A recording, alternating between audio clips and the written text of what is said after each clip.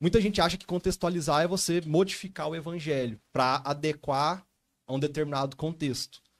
Quando, na verdade, contextualizar é você traduzir o evangelho para um determinado contexto. É muito diferente de modificar e traduzir, ou transpor, né? Alguns autores, em vez de tradução, colocam transposição. Porque o que é uma tradução? Pensa o seguinte, na embaixada, sei lá, a embaixada do Brasil na Índia, por exemplo. Ele precisa ser fluente em português, obviamente, né? Porque senão não tem como. Mas ele também tem que ser fluente na língua do país onde ele vai ser o embaixador, no caso, na Índia, por exemplo.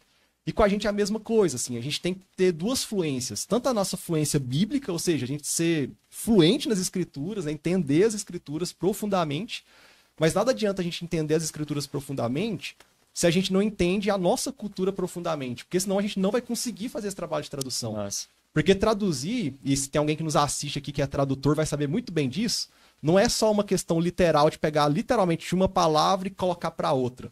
Tem uma questão de contextualização, de adequação, não de mudar o que quer dizer, mas de adequar aquilo para aquela cultura. Tanto é que quando a gente vai ver filmes legendados ou dublados, por exemplo, é muito comum o ator, a atriz do filme original falar algo e a legenda ou a dublagem ter uma palavra diferente do que seria a correspondência exata. Por quê? Porque tem uma questão toda de semântica, de sentido, que se fosse aquela palavra só exata para o português, talvez não faria tanto sentido assim, ainda que no original tenha usado.